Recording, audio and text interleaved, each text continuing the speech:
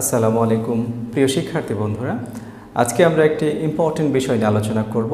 একাদশ এবং দ্বাদশ শ্রেণীর জন্য অ্যান্টোনিম অ্যান্ড সিনোনিম, এবং যারা অনার্স অথবা ডিগ্রিতে আছে, অনার্স ডিগ্রির স্টুডেন্টদের জন্য অত্যন্ত ইম্পর্টেন্ট একটি item antonym and synonym.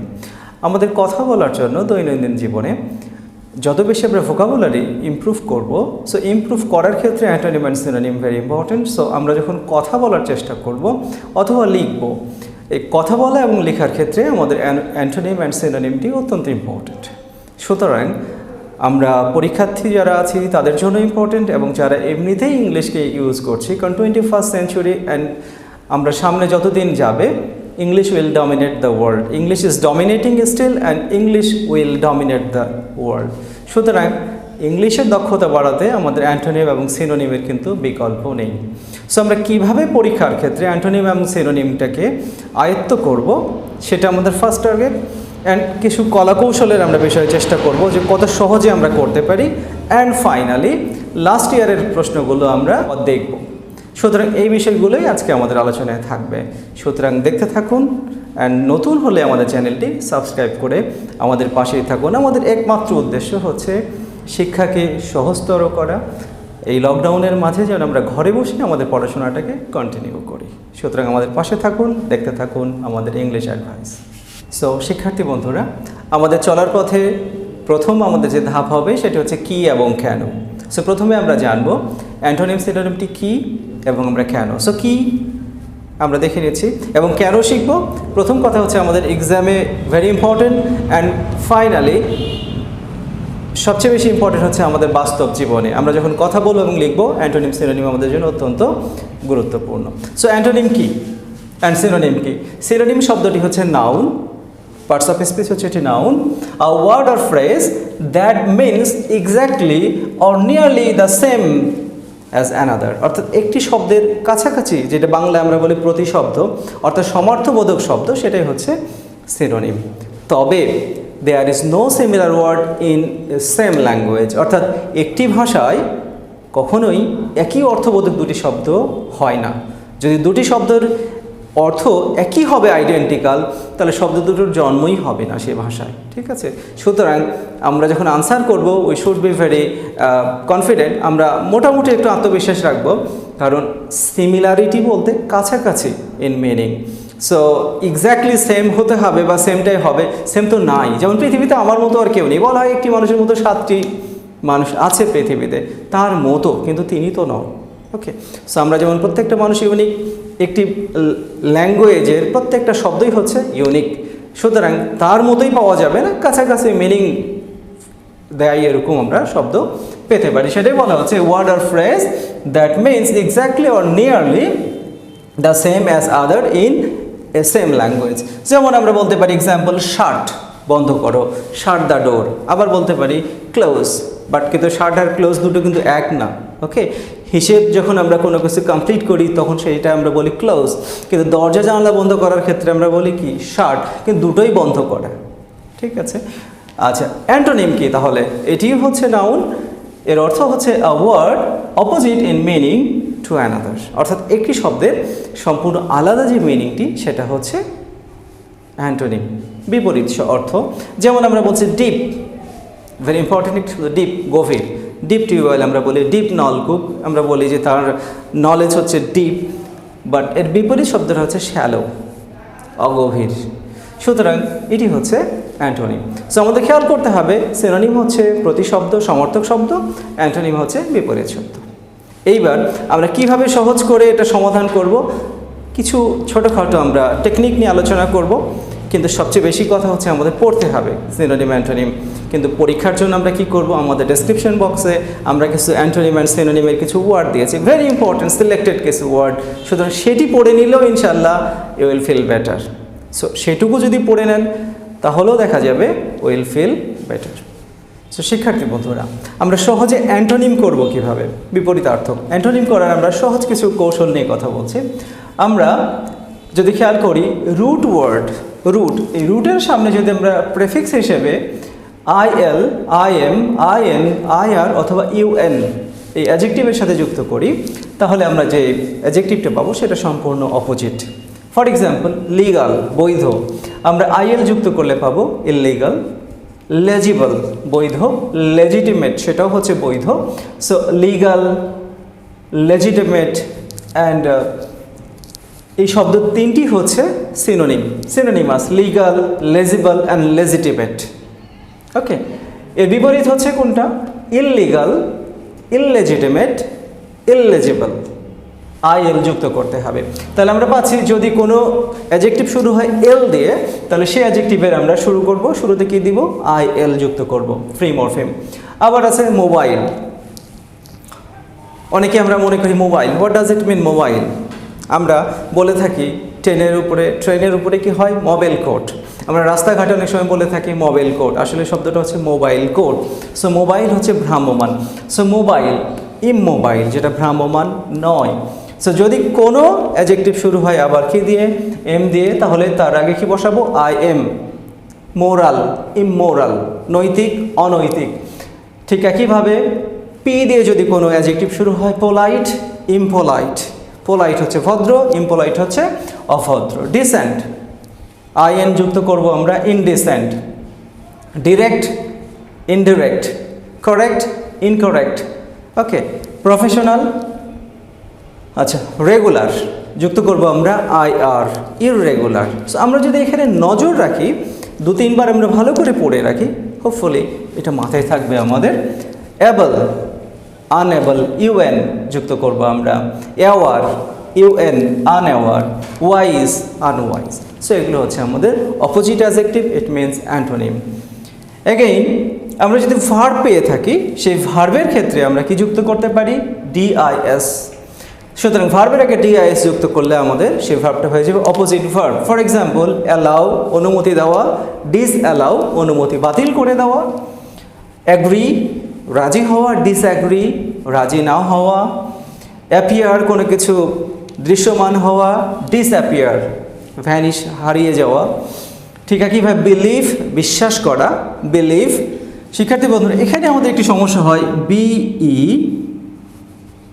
BELIEF, believe, BELIEVE।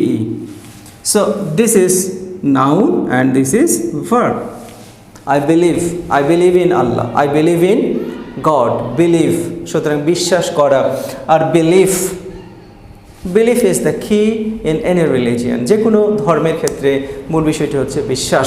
সুতরাং বিলিভ হচ্ছে নাউন অ্যান্ড বিলিভ হচ্ছে বিশ্বাস করা। সো যখন আমরা ভার্ব ইউজ করছি বিলিভ, তার আগে শুরু করবো কি? ডিসবিলিভ মিনস অবিশ্বাস। ট্রাস্ট, বিশ্বাস করা। ডিস্ট্রাস্ট, অবিশ্বাস করা। সো ভার্বের আগে ডিস ব্যবহার করলে আমরা সেই ভার্বটা হচ্ছে আমাদের অপোজিট, অ্যান্টোনিম।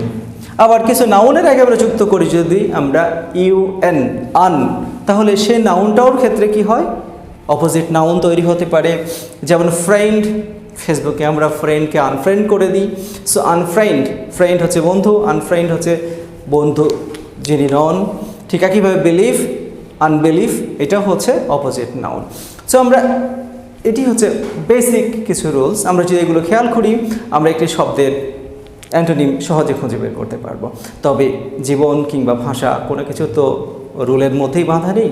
আমাদের এরকম অসংখ্য শব্দ পাবো যেগুলো এই রুলের মধ্যে আসে না। যেমন আমরা এক্সাম্পল দেখলাম বিউটি, সৌন্দর্য। সো অ্যান্টোনিম কী হবে? আগলি। এগুলো আমাদের কি করতে হবে? ভোকাবুলারিগুলোকে প্র্যাকটিস করতে হবে। সো যারা অনার্স সেকেন্ড ইয়ার কিংবা ডিগ্রিতে, তাদের লাস্ট 5 or 6 বা 10 ইয়ার্সের প্রশ্নগুলো যদি আমরা একটু নজর দিই, তাহলে সেখানে যে ভোকাবুলারিগুলো আছে শুধু সেইটা যদি আমরা আলোচনা করি, উইল ফিল বেটার। যারা এসএসসির জন্য প্রিপারেশন নিচ্ছি আমরা, তারা যদি 2019, 2018, 2017, 18, 19 এই 3 বছরের যে বোর্ড প্রশ্নগুলো এসছে, সেখানে যে শব্দগুলো আছে, সেই ফ্যামিলিয়ার আনফ্যামিলিয়ার শব্দগুলো যদি আমরা রেগুলার প্র্যাকটিস করি। আজকে আমরা কিছু বোর্ড প্রশ্ন নিয়ে আলোচনা করব, কিভাবে আলোচনায় আনসার করতে হবে সেগুলো নিয়ে আমরা ফোকাস করব। সো তাহলে আমাদের প্রাইমারি ধারণা হচ্ছে, যদি আমরা অ্যাডজেক্টিভের শুরুতে আইএন, আইএল, আইআর, ইউএন যুক্ত করি, তাহলে সেটা অপোজিট অ্যাডজেক্টিভ পাবো, অর্থাৎ অ্যান্টোনিম পাবো।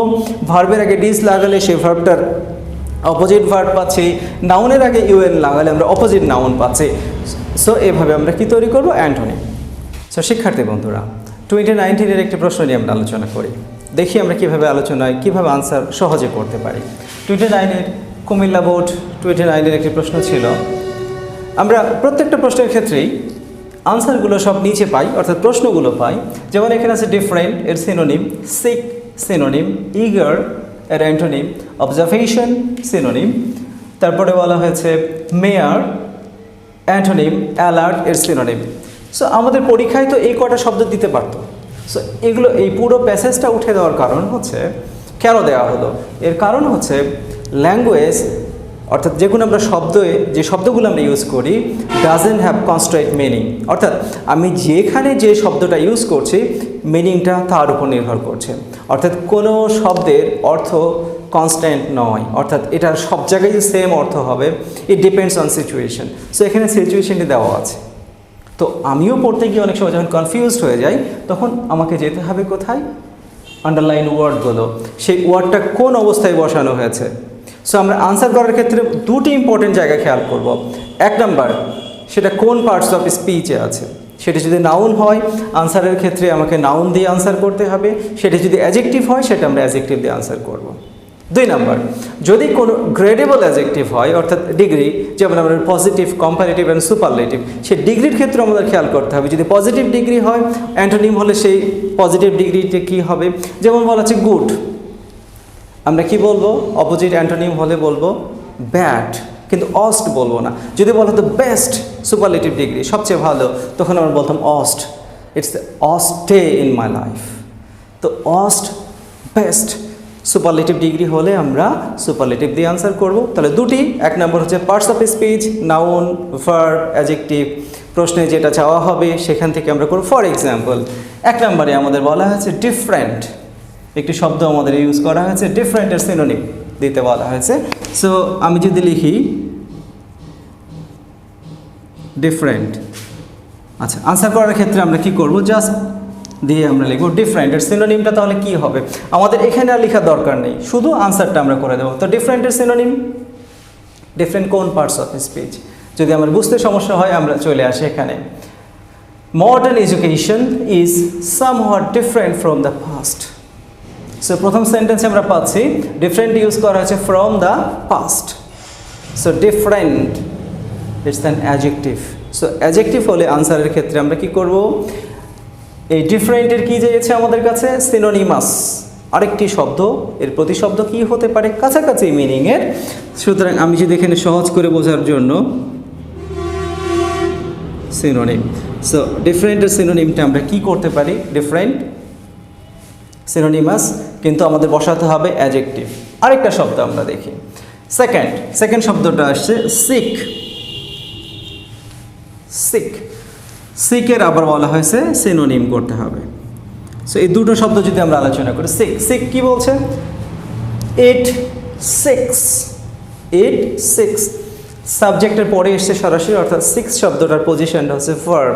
সো এখানে হচ্ছে এটি ভার্ব, খোঁজা, আর ডিফারেন্ট হচ্ছে আলাদা। তাহলে আমরা ডিফারেন্ট কি বলতে পারি, যেমন বলি সেভারেল মানে কি, আলাদা, ভিই সেভারেল, এটিও অ্যাডজেক্টিভ, ওকে। সিক হচ্ছে খোঁজা, it seeks to draw.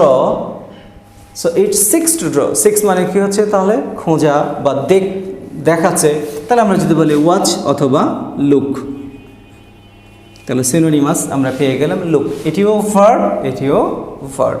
So এই জায়গাটা আমাদের খেয়াল করতে হবে যে কোন পার্টস অফ স্পিচ সেটা আনসার করব। সো শিক্ষার্থী বন্ধুরা, আমাদের আরও যে প্রশ্নগুলো ছিল, ইগার, অ্যান্টোনিম, ইগার হচ্ছে ইন্টারেস্টেড, আনইন্টারেস্টেড, অ্যান্টোনিম। অবজারভেশন বলা হয়েছে এটি কোন পার্টস অফ স্পিচ, নাউন, সুতরাং সিনোনিমাস কি হতে পারে, ওয়াচিং, অবজারভেশন। তারপরে আবার বলছে মেয়ার, শুধুমাত্র বা নিছক, এর বাংলা অর্থ হচ্ছে মেয়ার। এটার কোন সিচুয়েশনে আছে আমরা, দেন মেয়ার বুকিশ নলেজ, শিক্ষা শুধুমাত্র বইয়ের জ্ঞান নয়, আমাদের অবজারভেশন, আমাদের দৃষ্টিভঙ্গি। সুতরাং মেয়ার শুধুমাত্র, সো এডিশন অথবা কোনো কিছু অ্যাড করার অর্থ বোঝাচ্ছে এই জায়গাটাতে। তারপরে আমাদের আছে অ্যালার্ট, ভিজিল্যান্ট, সতর্ক থাকার কথা বলছে।